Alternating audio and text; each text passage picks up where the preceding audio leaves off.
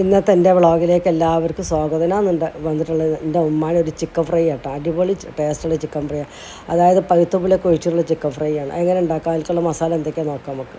ആദ്യം ഒരു table spoon കുരുമുളക്, 1/4 സ്പൂണ് ഉലുവ, 1/4 സ്പൂണ് പെരിഞ്ജീരകം, പിന്നെ ഇത്തിരി കരിവേപ്പില, പട്ട, ഗ്രാമ്പ്, ഏലക്ക, അതൊക്കെ ഇത്തിരി ഓരോരോ 4 കഷ്ണം പട്ട, 4 കഷ്ണം ഏലയ്ക്ക്, 4 കഷ്ണം ഗ്രാമ്പും എല്ലാം കൂടെ കൂട്ടി നന്നായിട്ട് പൊടിച്ചെടുക്കുക.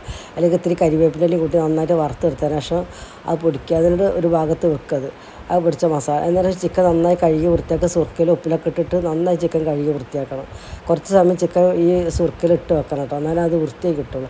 അന്നേരം ഈ മസാല ഒക്കെ ഉണ്ട് അതിലേക്ക് കൊട്ടി കൊടുക്കുക. അതിൽ 2.5 table spoon Kashmiri chilli powder, പിന്നെ 1/4 സ്പൂണ് മഞ്ഞൾപ്പൊടി, പിന്നെ 1/4 സ്പൂണ് ഇതിൻ്റെ നമ്മൾ മല്ലിപ്പൊടി, 1/4 സ്പൂണ് ഇഞ്ചി വെളുത്തുള്ളി പേസ്റ്റ്, പിന്നെ ആവശ്യത്തിനുള്ള ഉപ്പ്.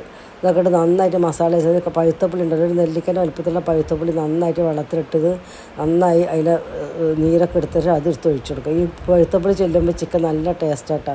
ഒന്ന് ട്രൈ ചെയ്ത് നോക്കേണ്ട ഒരു പ്രാവശ്യം, അടിപൊളി ടേസ്റ്റാണ്. ഞങ്ങൾക്ക് എല്ലാവർക്കും ഇഷ്ടമായത് എൻ്റെ അമ്മാൻ്റെ ഒരു ഫ്രൈ ഉണ്ടാക്കലാണ്. നല്ല രസമാണ്. പിന്നെ ഇതിങ്ങനെ കണ്ടിരിക്കുമ്പോൾ ഇഷ്ടപ്പെടുക, സബ്സ്ക്രൈബ് ചെയ്യുക, ലൈക്ക് ചെയ്യുക, കമൻറ്റ്സ് ചെയ്യുക. നല്ലൊരു കുണ്ടുള്ള പാത്രത്തിൽ ഉണ്ടാക്കണം കേട്ടോ. അപ്പോഴേ നമ്മൾ ഇതിൻ്റെ ഉള്ളിലൊക്കെ മസാല നന്നായിട്ട് കയറുള്ളൂ. ഇതിന് ശേഷം ഇത് മൂടി വെക്കണേ. നമ്മൾ ചിക്കൻ ഇട്ടതിന് ശേഷം എന്നാലും ഇതിൻ്റെ ഉള്ളിൽ നന്നായിട്ട് മസാല ഉള്ളിൽ കയറുകയും ചെയ്യും.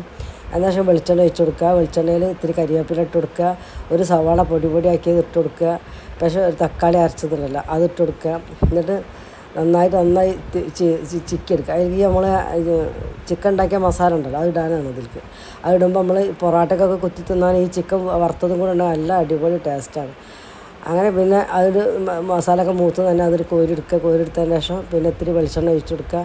നമ്മൾ ഇതാക്കി വെച്ച മസാല വെച്ച ചിക്കൻ ഉണ്ടല്ലോ വറുത്തത്, ആ വറുത്ത ചിക്കൻ ഇതിലേക്ക് ഇട്ട് കൊടുക്കുക. അടിപൊളി ഒന്ന് ട്രൈ ചെയ്ത് നോക്കുക. നല്ല രസമുള്ള ചിക്കൻ ഫ്രൈ ആണ്.